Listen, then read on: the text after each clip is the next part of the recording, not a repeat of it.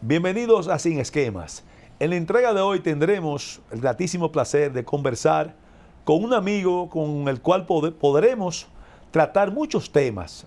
Un economista con gran conocimiento de distintas áreas del quehacer nacional, presupuesto, finanzas, balanza de pagos, tasa de cambio y lógicamente aprovechar también la experiencia que tiene en la parte política y en las asesorías al primer nivel en lo que tiene que ver con la parte legislativa. Vamos a conversar con el amigo licenciado José Rijo Scott, con quien estamos seguros que nuestro público de Sin Esquema tendrá una gran oportunidad de recibir la orientación que ha sido el norte de este programa en Sin Esquema en cada una de las entregas que llevamos a cabo, de que siempre terminemos cada programa con algo constructivo que se le quede a nuestro público televidente.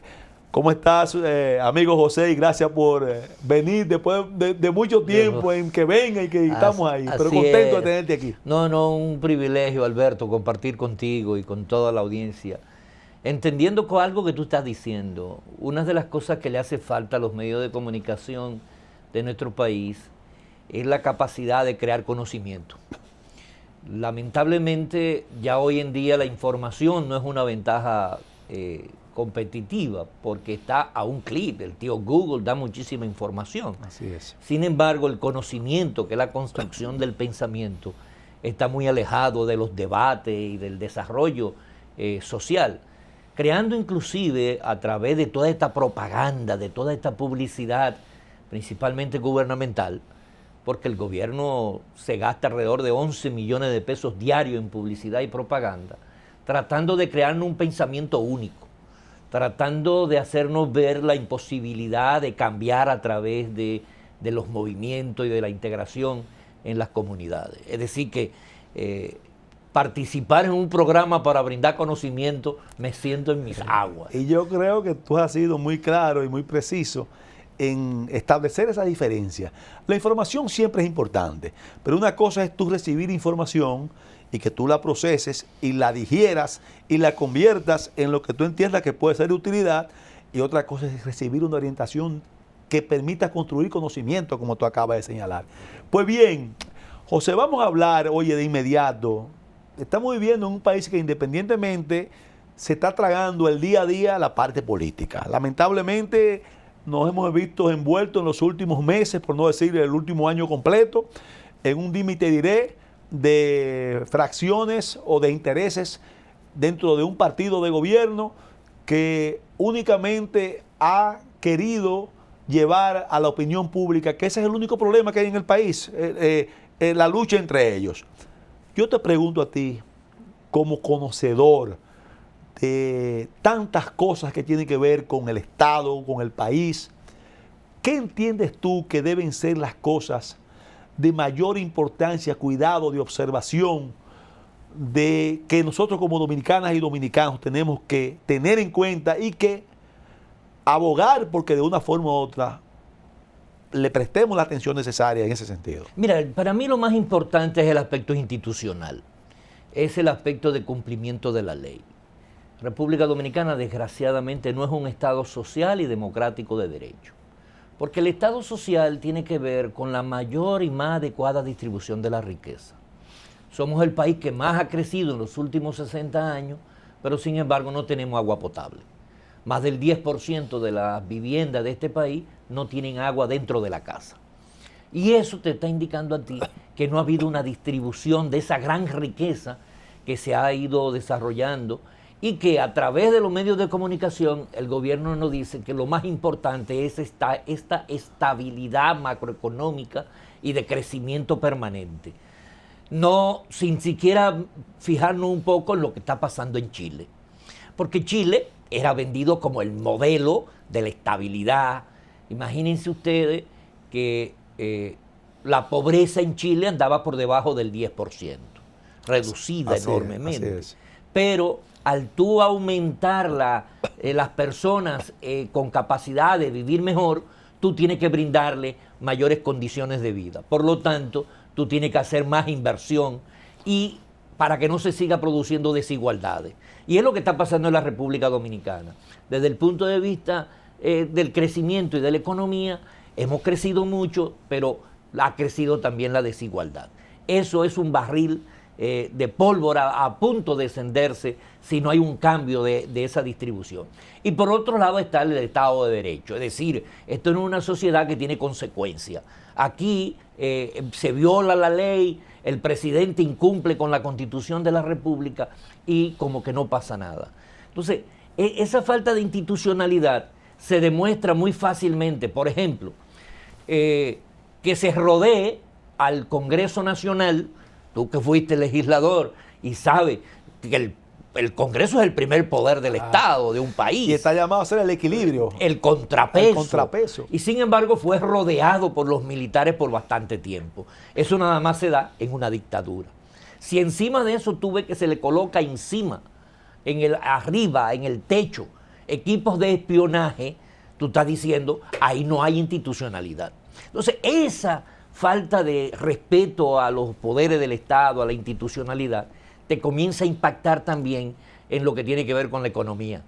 Porque tú desde afuera, un inversionista, ve lo que está pasando en el entorno del Congreso y dice, ¡ay, cuidado! Entonces, este afán de poder por parte del PLD y de controlarlo y de mantener la utilización del presupuesto para beneficio de sus allegados y de ellos, indudablemente que va creando una incertidumbre muy grande. Entonces, tenemos que romper ese nivel de incertidumbre que hay en la República Dominicana y tenemos que comenzar a poner nosotros los puntos de agenda. Porque para que no pensemos en estos problemas fundamentales, entonces el gobierno se encarga de tratar de construir la agenda social para crear en el imaginario de la gente que lo que importa es lo que ellos discuten, es lo que ellos plantean. ¿Y crees tú, José, en esa línea, para que continúes en la parte que ibas muy bien exponiendo, cuando hablamos, y que lógicamente todos nosotros que de una forma u otra tenemos un poquito más de posibilidad de accesar a la información real, no a la información que nos quieren vender, y cuando tú señalas que aún nosotros exhibiendo un país con niveles de crecimiento por encima de los de la mayoría de los países latinoamericanos, el mayor en cierta forma, y que veo que señalas que aún así hay un incremento en las desigualdades.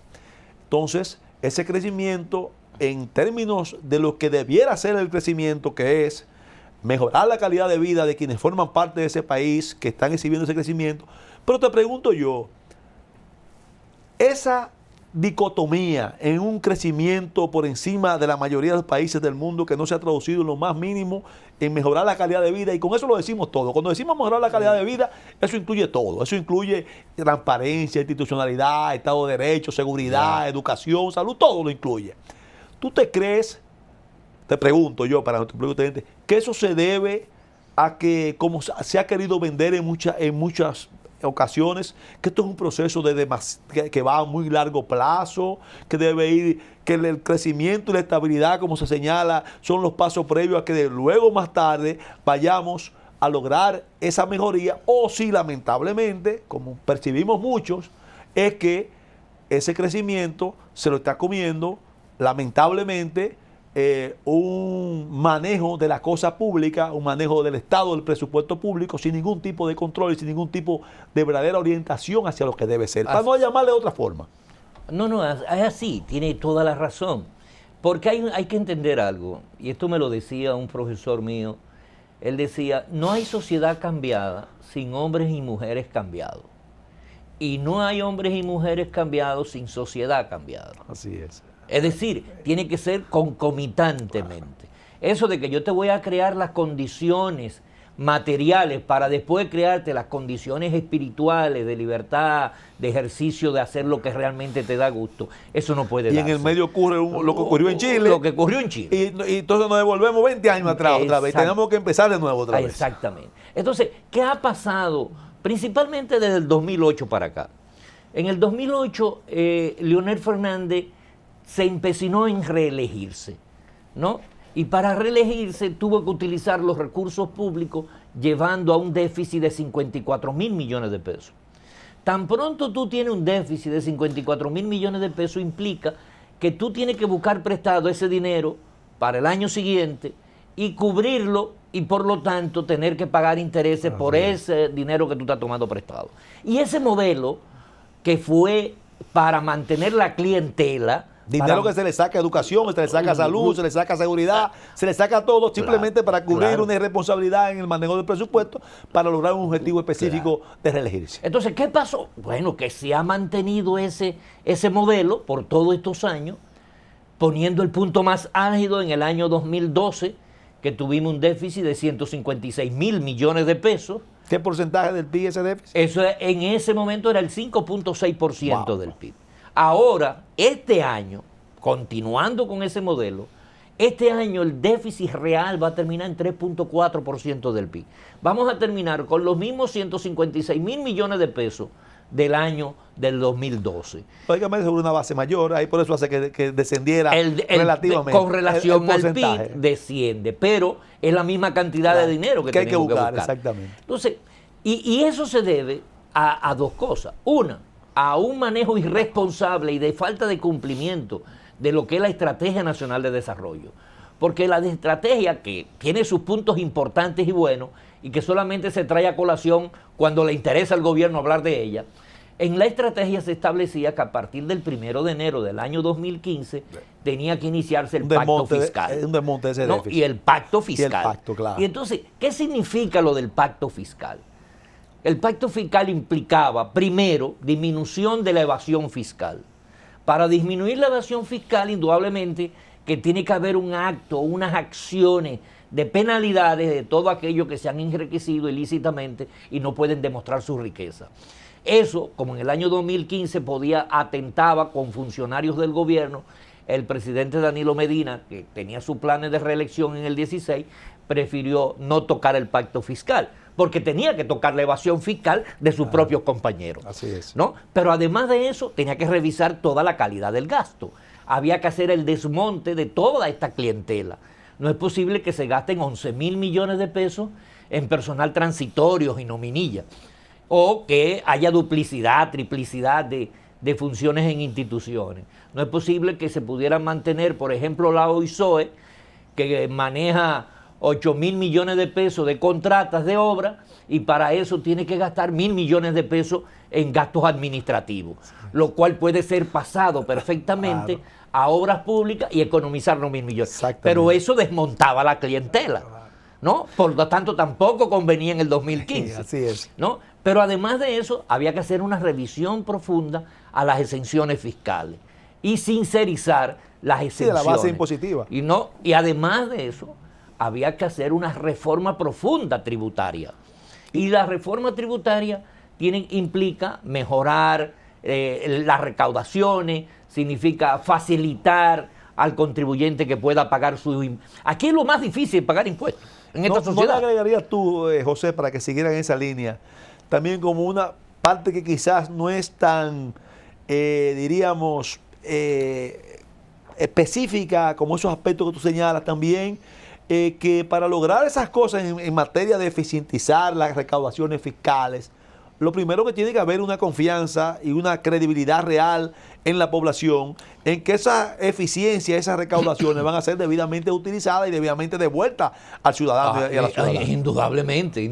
Que eso es un elemento, yo diría, para mí preponderante, por lo cual, no justificando jamás la evasión, pero por lo cual el contribuyente dice, pero ven acá, porque yo tengo que pagar, porque yo tengo que hacer esto o lo otro, si lamentablemente con mis recursos lo que vamos a gastar son 11 millones de pesos diarios en publicidad, lo que vamos a gastar es programas de sustentar nominillas y otra serie de cosas más. ¿Qué tú me puedes decir sobre eso? No, es que eso...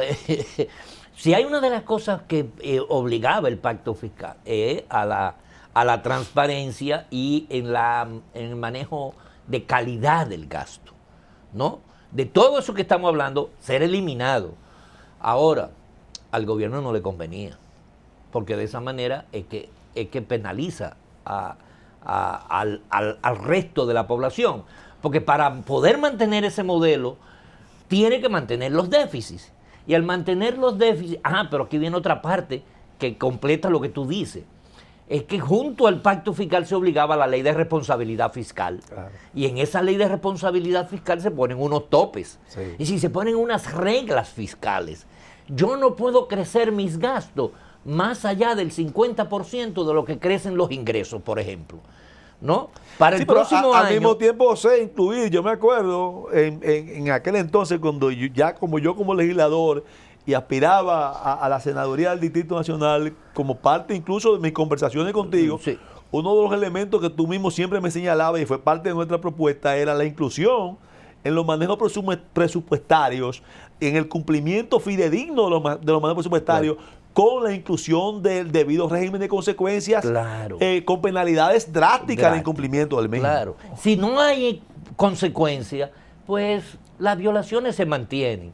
Además, que como se construyó mayoría en el Congreso, y ese es mi Congreso, pues, ¿qué ha pasado en los últimos 5 años? Que el presupuesto primero se subestiman los ingresos, se sobreestiman los ingresos y se subestiman los gastos para empezar con un supuesto disminución del déficit.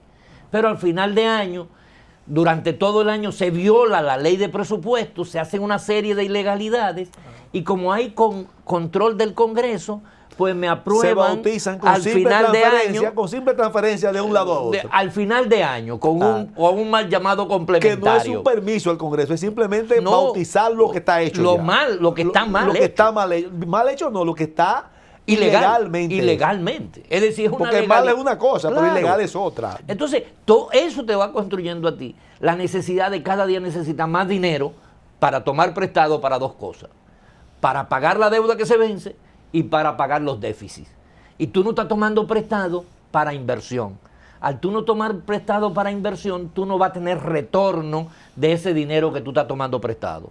Como consecuencia de eso, tú cada día lo que va a ir incrementando la deuda y no va a tener dinero de manera irresponsable condenándola a la futuro en los próximos años. A tal extremo que este año nosotros vamos a terminar pagando unos 138 mil millones de pesos solo de interés. Al mes de septiembre se habían pagado unos 100 mil millones de pesos. Y el 56%, es decir, 56 mil millones, fue con bonos. Cuando tú tomas prestado para pagar intereses. En bono, sí. Porque el bono es un instrumento financiero. Lo que está creando es una bola de nieve que empeora la situación. Claro, y cada día va a necesitar más dinero para... Entonces, para el año que viene, ¿cuánto tenemos que buscar de intereses? Del gobierno central son 150 mil, más lo del Banco Central, estamos hablando de unos 167 mil millones de pesos que tenemos que pagar de intereses para el próximo año. Wow. Eso es 2 veces lo que se está invirtiendo en salud. Así es. Entonces, si no hay dinero para la salud, es porque se ha creado un modelo que aumenta el compromiso en el pago del servicio de la deuda, de intereses más capital. Al 30 de septiembre, el gobierno, de cada 100 pesos de impuestos que nosotros hemos pagado, el gobierno ha tenido que dedicar 47 pesos al pago de intereses y capital de la deuda. Entonces, imagínate tú en una empresa que tú tengas que dedicar de los ingresos que te entran, el 47%, ¿qué te queda para el desarrollo de la empresa? Está quebrado. Absolutamente. Eso es una empresa que tú no te puedes meter ahí. Ahora la gente dice... Pero entonces, José, te pregunto yo ahora, poniéndome en el lugar de nuestro público televidente, ¿por qué con esa situación que tú conoces, que yo conozco, y que sería irrefutable prácticamente usted decir que no es así, todavía seguimos recibiendo informaciones de organismos internacionales que nos siguen colocando como país, y gracias a Dios en cierta forma, nos siguen colocando como país en unas condiciones ventajosas con relación a otros países del hemisferio que compiten con nosotros? Explícame eso. Mira, ¿qué son los organismos? Son prestadores de dinero. No hablo de los organismos. Bueno, está bien, son prestadores de dinero que quieren hacerlo a su cuarto. No, son como prestadores. Decimos, pero eso no evalúan los riesgos, pero indudablemente. Exactamente, pero eso no deja de eso mandar señales, que tú bien sabes, para que, repito, gracias a Dios, porque aquí nadie queremos apostar a que esto se vaya a la porra, para decirlo en un término muy llano. Es que si no lo ajustamos se vaya a la porra. Exactamente, pero esos indicadores o esas informaciones de esos organismos que lo que quieren asegurar su cuarto que tienen prestado aquí, no dejan de ser atractivos para aquellas personas que de una forma u otra quieren invertir en nuestro Sí, país y lo hacen. Pero, ¿cómo se invierte? El mayor recaudo de inversión, los mayores desembolsos, ya el gobierno lo tiene nada más por colocación de bonos. Este año tenía autorizado para colocar 190.000 millones y ya va colocando alrededor de 201.000 millones de pesos. Y está pidiendo que le permitan colocar 22.000 millones de pesos más, porque han ampliado el déficit de 76.000 a 98.000 a través de la modificación del presupuesto. Ahora, ¿qué pasa cuando yo voy al mercado de bonos? Una persona en Finlandia, que tiene 200 millones de dólares guardados ahí, pagando una comisión para que se lo guarden. Porque en Europa no te pagan un centavo a ti de intereses. Sí. Y tú tienes 200 millones de dólares que te lo está comiendo esas comisiones. Y te dicen, mira, hay un país que paga rigurosamente los intereses. Vamos a poner un chelito ahí. Óyeme, y está ofertando el 6%. ¿Qué tú haces? Dios, negociazo. Cómpralo.